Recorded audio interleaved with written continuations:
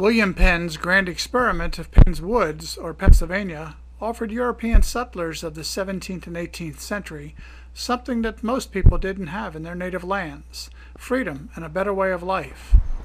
In Pennsylvania, settlers could find an escape from religious conflict.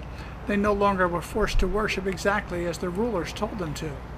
They also found plenty of land and the possibility to own land without leasing it from the tyrannical landlords or needing to pay the landlord dues, which kept them near poverty.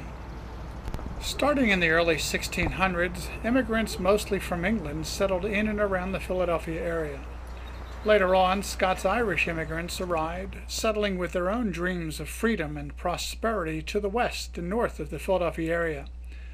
By about the turn of the century in 1700, German immigrants arriving found that the best place for them to settle was more towards central Pennsylvania, nowadays called Lancaster. There, land was plentiful and reminded them of home.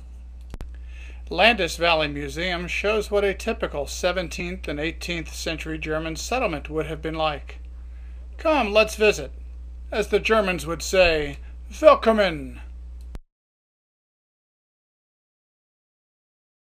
The first settlers in the area would often return to Germany and urge friends and relatives to come to the New World and the riches and possibilities of Pennsylvania. Sometimes whole villages would move.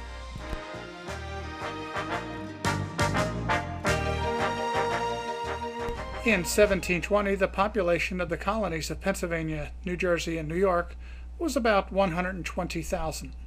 In just 30 years, by 1750, the waves of immigrants swelled the population to about 300,000.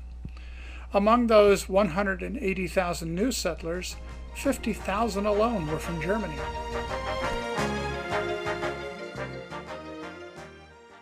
Town shows a number of homes that are on this main path. And this home here, according to the little sign out front, was the Lady Jones house, and it was built in 1997 as a set for the movie Beloved, starring Oprah Winfrey and Danny Glover. Another home on the Landis Valley Museum property. We're coming up to the blacksmithy shop.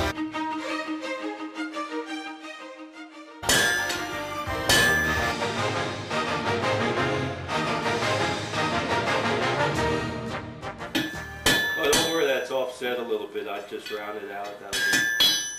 Mike's my apprentice, and he's working on some stakes I'll be using for campfire cooking. They're going to be supports to hold a spit and some other cooking utensils, hang a pot hanger, and maybe even a griddle. So he's upsetting the tops of those, which means making them shorter and fatter so that you can hammer them into the ground repeatedly. It won't matter, because you have to adjust them each time. The blacksmith and blacksmith and a furrier?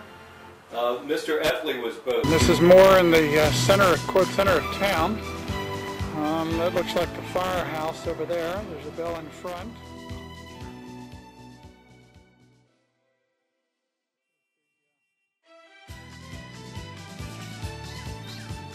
This is where you're going to receive your guests.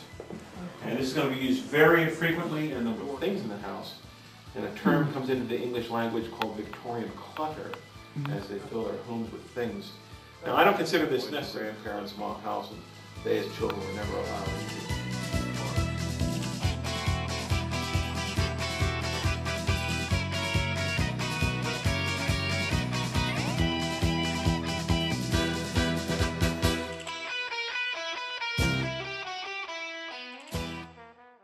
Exhibit of the different plows that are used. Farming. And this is standing over the plow, handling it, and there's a kind of a working side where you can feel the weight of the plow. And this would have been drawn by a horse, which would have been up in front of us. And as the sign says, the plowman would have spent most of his time behind the plow, involved in tilting it to the right or left and keeping your furrows straight and your plow on the ground. Lodging, depending on what was necessary. Okay. Local residents would come in and speak to the travelers about road conditions, weather conditions, politics, and so on. and served quite a bit of a community purpose as well. It's like the community center. And they held entertainments, and you could get your mail, different community needs such as that would be available at the tavern. And this one would reflect about the 1810 era. 1810s, okay. And that's pre-railroad and pre-canal system, and so you're pretty much your only way of travel. There wasn't a lot of navigable waterways. So Not running from Philadelphia through Pittsburgh anyway, right? No. So this would have been one of the main stops on the way to between Philadelphia Lancaster and Philadelphia. Lancaster? Yes. And actually by 1800, there was so much traffic, stages that would stop.